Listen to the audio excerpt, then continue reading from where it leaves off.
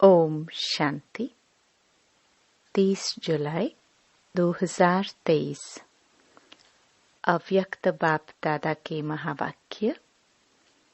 Original date 25 मार्च 1995। ब्राह्मण जीवन का सबसे श्रेष्ठ खजाना संकल्प का खजाना। आज बाप दादा चारों ओर के बच्चों के खजानों के खाते देख रहे थे। हर एक बच्चे को खजाने बहुत मिले हैं और अविनाशी अनगिनत खजाने मिले हैं।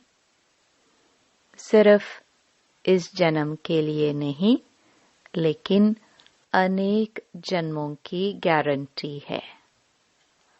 अब भी साथ हैं और आगे भी साथ रहेंगे। तो आज विशेष जो सबसे श्रेष्ठ खजाना है और सर्व खजानों का विशेष आधार है, वो ही विशेष देख रहे थे कि सबके खाते में जमा कितना है। मिला अनगिनत है, लेकिन जमा कितना है? तो सबसे श्रेष्ठ खजाना संकल्प का खजाना है और आप सबका श्रेष्ठ संकल्प ही ब्राह्मण जीवन का आधार है। संकल्प का खजाना बहुत शक्तिशाली है। संकल्प द्वारा सेकंड से भी कम समय में परम धाम तक पहुंच सकते हो। संकल्प शक्ति एक ऑटोमेटिक रॉकेट से भी तीव्र गति वाला रॉकेट है। जहां चाहो वहां पहुंच सकते हो। चाहे बैठे हो, चाहे कोई कर्म कर रहे हो, लेकिन संकल्प के खजाने से व शक्ति से जिस आत्मा के पास पहुंचना चाहो, उसके समीप अपने को अनुभव कर सकते हो। जिस स्थान पर पहुंचना चाहो, वहां पहुंच सकते हो। जिस स्थिति को अपनाना चाहो, चाहे श्रेष्ठ हो, खुशी की हो, चाहे व्यर्थ हो, कमजोरी की हो, सेकंड में संकल्प से अपना सकते हो। संकल्प किया मैं श्रेष्ठ ब्राह्मण आत्मा हूँ, तो श्रेष्ठ स्थिति और श्रेष्ठ अनुभूति होगी। और संकल्प किया मैं तो कमजोर आत्मा हूँ, मेरे में कोई शक्ति नहीं है, तो सेकंड के संकल्प से खुशी गायब हो जाएगी। परेशानी के चिन्ह स्थिति में अनुभव होंगे, लेकिन दोनों स्थिति का आधार संकल्प है। याद में भी बैठते हो तो संकल्प के आधार से ही स्थिति बनाते हो। मैं बिंदु हूँ, मैं फरिश्ता हूँ, यह स्थिति संकल्प से ही बनी। तो संकल्प कितना शक्तिशाली है। ज्ञान का आधार भी संकल्प ही है। मैं आत्मा हूँ, शरीर नहीं हूँ, ये संकल्प करते हो।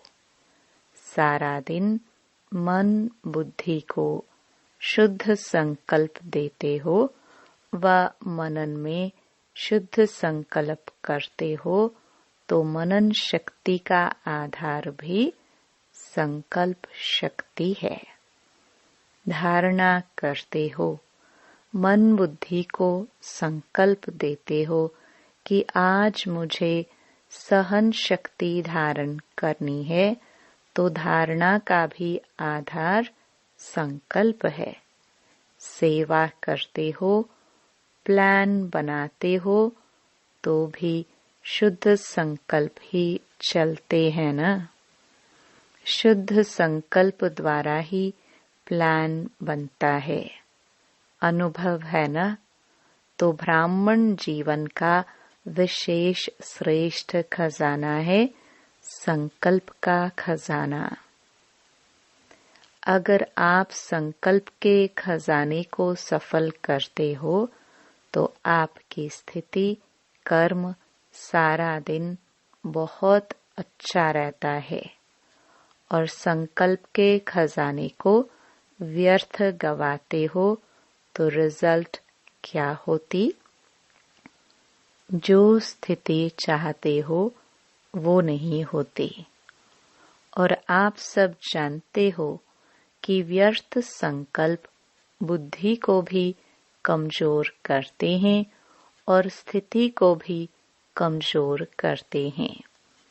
जिनका व्यर्थ चलता है उनकी बुद्धि कमजोर होती है, कंफ्यूज्ड होती है, निर्णय ठीक नहीं होगा, सदा मूंझा हुआ होगा। क्या करूं, क्या ना करूं, स्पष्ट निर्णय नहीं होगा। और व्यर्थ संकल्प की गति बहुत फास्ट होती है। व्यर्थ संकल्प का तो सबको अनुभव होगा, विकल्प नहीं, व्यर्थ का अनुभव सभी को है। तो फास्ट गति होने के कारण उसको कंट्रोल नहीं कर पाते हैं। कंट्रोल खत्म हो जाता है।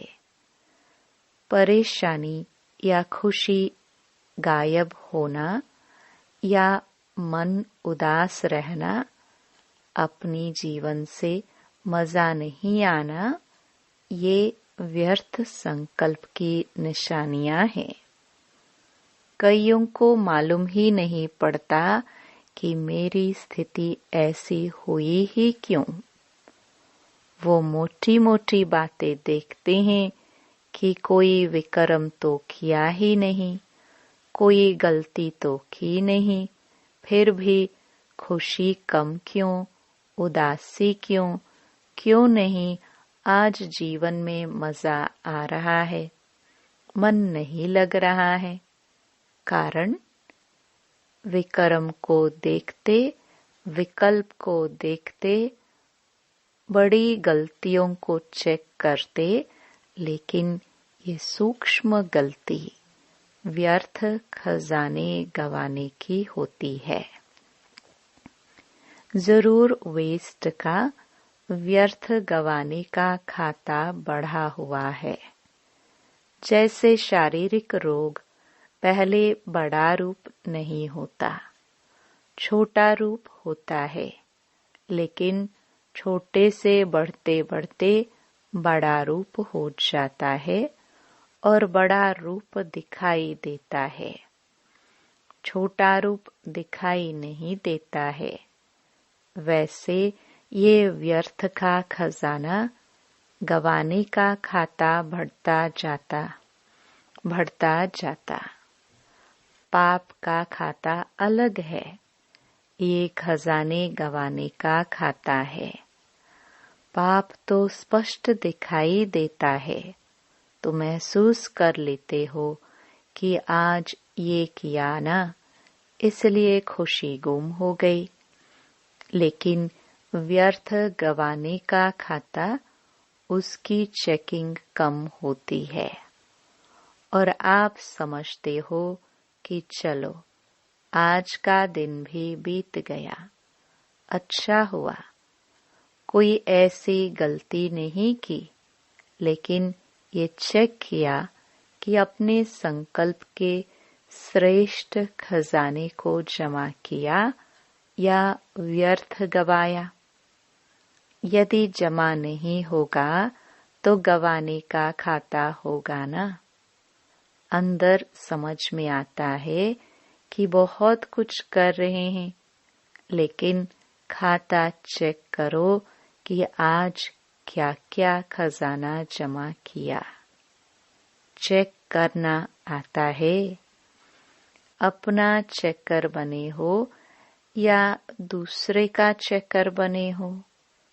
क्योंकि अपने को अंदर से देखना होता है, दूसरे को बाहर से देखना होता है, वो सहज हो जाता है।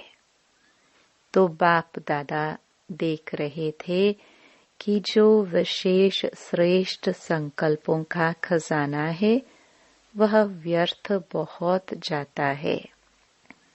पता ही नहीं पड़ता है कि व्यर्थ गया या समर्थ है। ब्रह्मा बाप को इकोनॉमी का अवतार कहते हैं। आप सभी कौन हो? आप भी मास्टर हो या नहीं?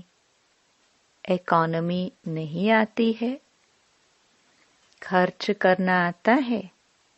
वैसे डबल फॉरेनर्स को लौकिक जीवन के हिसाब से जमा का खाता बनाना कम आता है। खाया और खर्चा खत्म, बैंक बैलेंस कम रखते हैं। लेकिन इसमें तो इकोनॉमी का अवतार बनना पड़ेगा। तो बाप दादा देख रहे थे कि जितना मिला है, जितना संकल्प का श्रेष्ठ खजाना जमा होना चाहिए उतना नहीं है।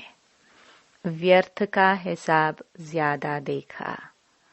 अगर संकल्प व्यर्थ हुआ तो और खजाने व्यर्थ स्वतः ही हो जाते हैं। संकल्प व्यर्थ तो कर्म और बोल क्या होगा? व्यर्थ ही होगा ना। फाउंडेशन है संकल्प। तो संकल्प को चेक करो, हल्का नहीं छोड़ो। ठीक है, सिर्फ 2 मिनट ही तो हुआ, ज्यादा नहीं हुआ, लेकिन 2 मिनट में आप चेक करो कि कितने संकल्प चलते हैं। व्यर्थ संकल्प तो तेज होते हैं ना। 1 सेकंड में आबू से अमेरिका पहुंच जाएंगे। वैसे पहुंचने में कितने घंटे लगते हैं? तो इतनी फास्ट गति है। उस गति के प्रमाण चेक करो। अपनी संकल्प शक्ति की बचत करो और फिर रात्रि को चेक करो। अगर अटेंशन दे करके कोई भी चीज की बचत करते हैं तो चाहे बचत थोड़ी हो, लेकिन बचत की खुशी एक्स्ट्रा होती है। अगर 10 पाउंड या डॉलर खर्च होना है और आपने 1 पाउंड या डॉलर बचा लिया तो 1 पाउंड की बड़ी खुशी होगी कि बचा कर आए हैं। तो अपने संकल्पों के ऊपर कंट्रोलिंग पावर रखो। ये नहीं कहो चाहते तो नहीं थे, समझते तो हैं, लेकिन क्या करे हो जाता है।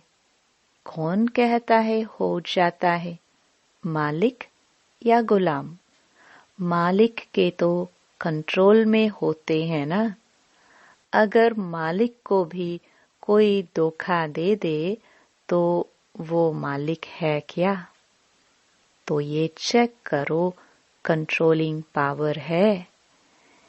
एक तो बचत करो, वेस्ट के बजाय बेस्ट के खाते में जमा करो। और दूसरा, अगर बचत नहीं कर सकते हो तो व्यर्थ को समर्थ संकल्पों में परिवर्तन करो। यदि कंट्रोल नहीं हो सकता है तो परिवर्तन तो कर सकते हो ना। उसकी रफ्तार को जल्दी से चेंज करना, नहीं तो आदत पड़ जाती है। 1 घंटे को भी चेक करो तो 1 घंटे में भी देखेंगे कि 5-10 मिनट भी जो वेस्ट संकल्प जा रहे थे वह 5 मिनट भी वेस्ट से बेस्ट में जमा हो गए तो 12 घंटे में 5-5 मिनट भी कितने हो जाएंगे और खुशी कितनी होगी। और जितना श्रेष्ठ संकल्पों का खाता जमा होगा तो समय पर जमा का खाता काम में आएगा। नहीं तो जैसे स्थूल धन में अगर जमा नहीं होता तो समय पर धोखा खा लेते हैं। ऐसे यहाँ भी जब कोई बड़ी परीक्षा आ जाती है तो मन और बुद्धि खाली खाली लगती है, शक्ति नहीं लगती है। तो क्या करना है? जमा करना सीखो। अगले वर्ष अगर देखे तो सबके श्रेष्ठ संकल्पों का खाता भरपूर हो, खाली खाली नहीं हो। यही श्रेष्ठ संकल्पों का खजाना श्रेष्ठ प्रारब्ध का आधार बनेगा। तो जमा करना आता है?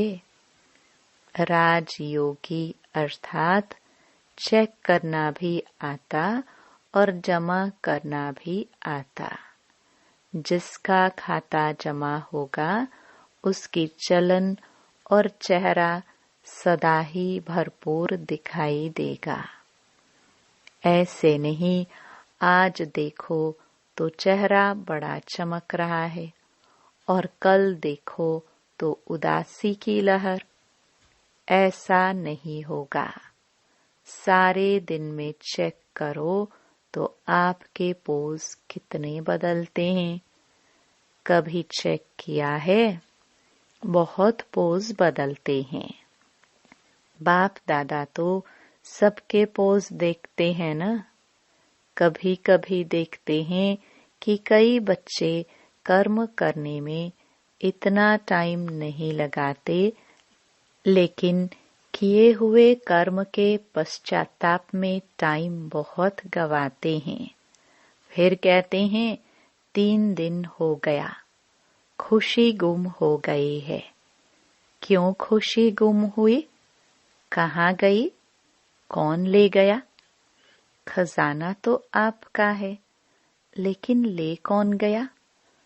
पश्चाताप करना अच्छी चीज है, क्योंकि पश्चाताप परिवर्तन कराता है। लेकिन उसमें ज्यादा टाइम नहीं लगाओ। पश्चाताप का रोना करेंगे तो सारा सप्ताह रोते रहेंगे। पश्चाताप किया बहुत अच्छा, लेकिन पश्चाताप करना और प्राप्ति की खुशी लाना। आगे के लिए सेकंड में निर्णय करो कि ये करना है या ये नहीं करना है। पहले सुनाया है ना, नॉट और डॉट, ये दोनों शब्द याद रखो। नॉट सोचा और डॉट लगाया। 4 घंटा रोते रहे, चलो पानी नहीं आया, अंदर रोते रहे। आधा घंटा पानी बहाया और 4 घंटा मन से रोया, तो इतना पश्चाताप नहीं करो। यह बहुत है। पश्चाताप की भी कोई हद रखो। बाप दादा को डबल फॉरेनर्स की एक विशेषता बहुत अच्छी लगती है।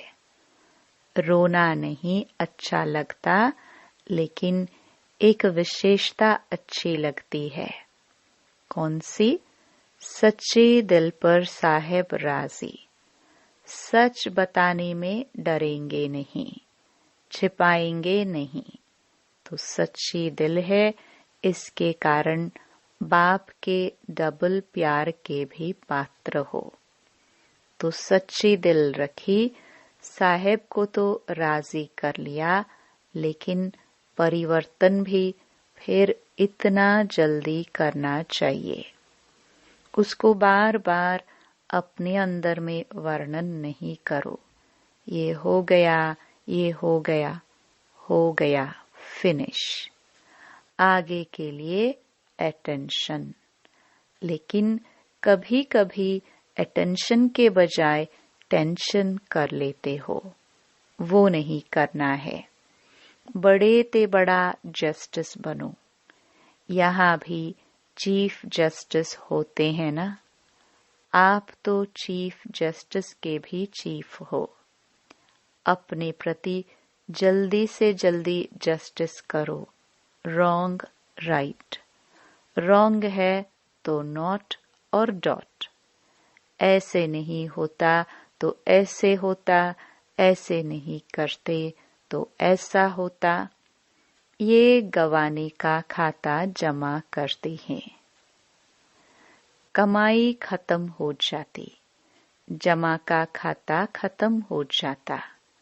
सोचो लेकिन व्यर्थ नहीं, और बचा कर दिखाओ। 1 घंटे से इतना बचाया, ये रिजल्ट दिखाओ कि व्यर्थ चालू हुआ, लेकिन हमने चेंज किया और जमा किया।